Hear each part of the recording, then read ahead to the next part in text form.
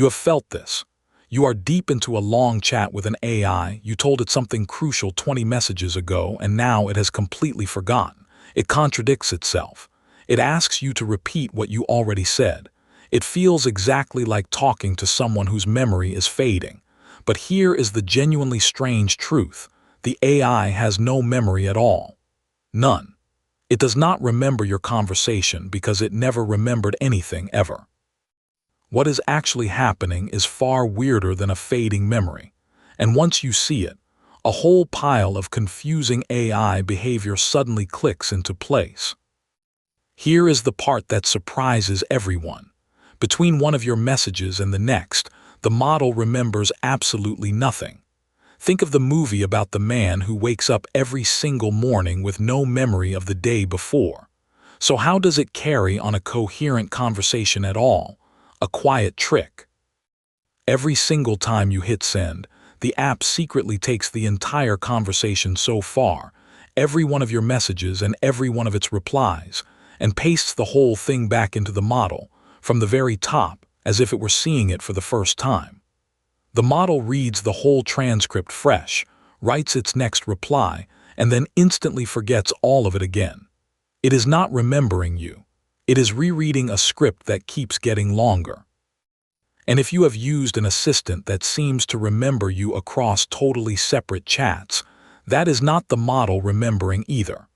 That is the app quietly saving little notes about you and pasting them back into the transcript, more text on the same desk, for the model to reread. The model itself still remembers nothing. But that growing transcript cannot grow forever because the model can only hold so much text in view at once. This is the famous context window, the maximum amount of text the model can look at in a single pass, measured in tokens, those chunks from way back in episode 4. Picture it as a desk of a fixed size. Every message, yours and the model's, is a page laid down on that desk. As long as the whole conversation still fits on the desk, wonderful, the model can see all of it at once when it reads. But a desk has edges, and conversations keep growing. And the moment the conversation grows past what the desk can hold, something abrupt happens. To make room for your newest message, the oldest pages get shoved straight off the edge of the desk, and they are gone. Not faded, not fuzzy, gone as if they were never written. So that crucial detail you gave it at the very start of a long conversation, the instant it slides off that edge, the model literally cannot see it anymore. This is not a memory growing weak. It is a hard cliff. And this is the real reason long conversations seem to forget the beginning. The model did not forget it. It simply can no longer see it. It fell off the desk. Now here comes the second problem, the sneaky one that almost nobody knows about. You would naturally assume that anything still on the desk gets read equally well. It does not. Researchers found that models pay sharp, reliable attention to the very beginning and the very end of what is in front of them, but go strangely fuzzy in the middle. Bury an important fact halfway through a long context, and the model will often just miss it, even though it is right there on the desk, in plain view. Think of it as a U-shaped attention, strong on both edges, weak through the belly, which means just having something in the context is no guarantee the model is actually using it. And this is exactly where the marketing gets slippery. Companies now advertise enormous context windows, hundreds of thousands of tokens, 1 million, even more, fit an entire book, fit your whole code base. And technically, yes, all of it does fit on the desk, but fitting is not the same as reliably using. Independent tests keep finding the same thing. The amount a model can actually reason over well is a fraction of what is advertised. A model boasting a window big enough for several novels might only think clearly across the first novel's worth before the middle goes hazy.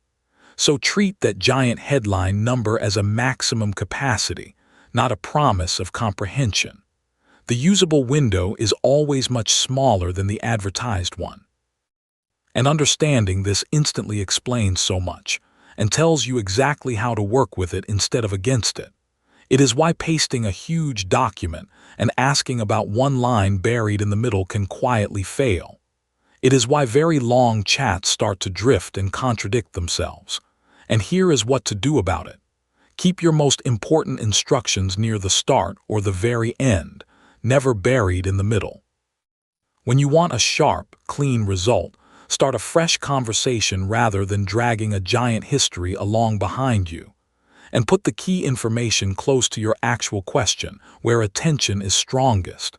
You are not managing a memory. You are managing a desk with limited space and blurry edges in the middle. So the model has no memory. Every turn, the whole conversation gets repasted onto a fixed-size desk. When it overflows, the oldest text falls off a cliff and is simply gone. And even what stays on the desk, the model reads less reliably through the middle than at the edges.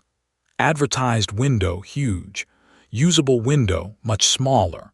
And this finally sets up the most infamous AI behavior of them all. We now know it is a predictor, shaped by training, sampling from a distribution, reading off a leaky desk. So what happens when you ask it something it simply does not know? It does not say, "I do not know." It confidently makes something up. Why would it do that? That is next, hallucination.